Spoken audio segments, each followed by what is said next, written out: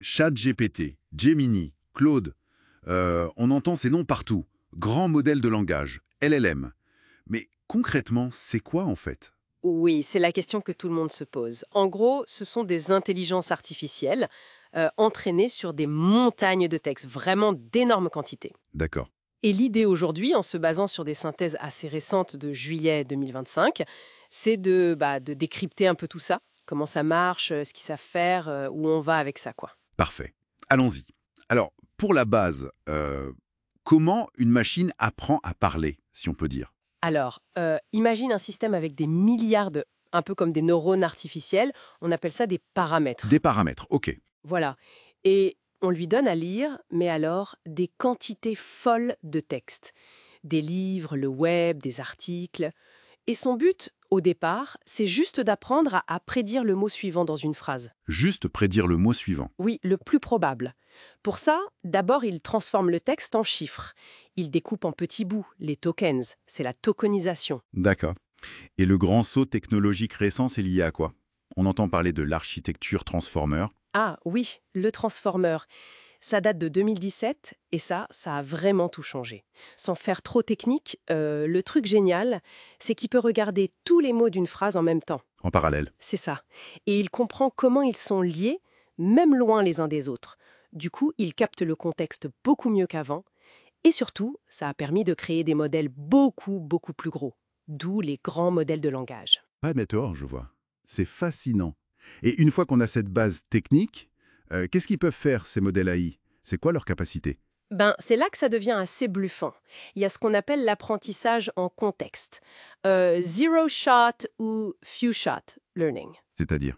Tu donnes une instruction au modèle, genre résume-moi ce texte, ou juste quelques exemples, et hop, il comprend ce qu'il doit faire, sans réentraînement spécifique. Ah ouais, carrément. Oui, c'est énorme comme changement.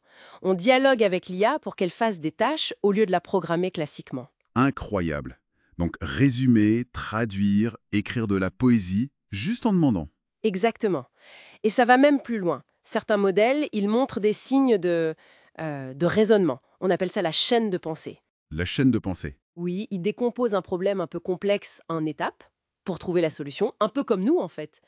Et puis, bien sûr, il y a la multimodalité maintenant. Ah oui, le fait qu'ils gèrent pas que du texte. C'est ça, GPT-4o, Gemini. Ils comprennent et génèrent aussi des images, du son. Tu peux lui montrer un graphique, lui demander ce qu'il en pense, ou même discuter avec lui vocalement. C'est fou. Euh, En parlant des modèles, on voit les grands noms là.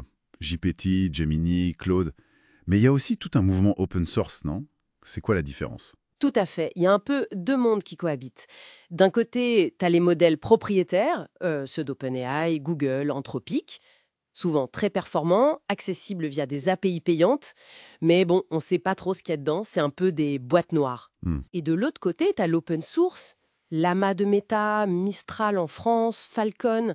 Là, le code est ouvert, on peut regarder, modifier, l'installer chez soi, garder le contrôle des données. C'est super dynamique.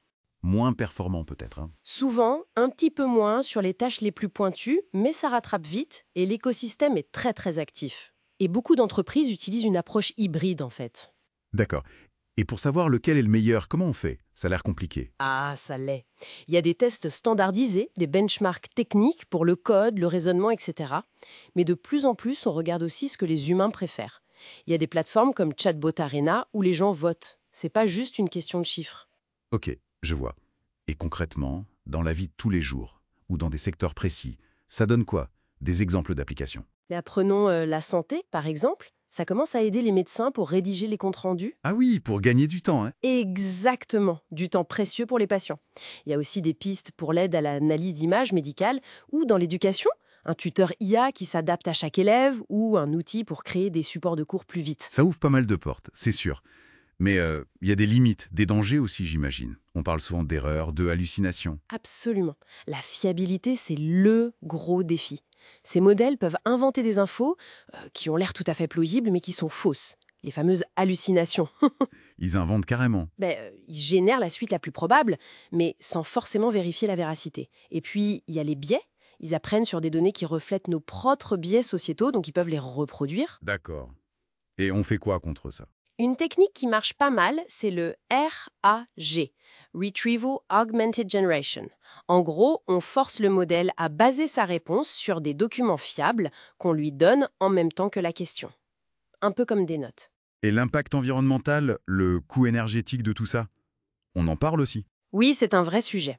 Entraîner ces monstres, ça consomme énormément d'énergie et de ressources, faut pas l'oublier. Sans parler des questions de confidentialité des données, de propriété intellectuelle et bien sûr le risque de désinformation à grande échelle. Bon, face à tous ces défis, où va la recherche? Toujours plus gros, les modèles? Pas forcément, non.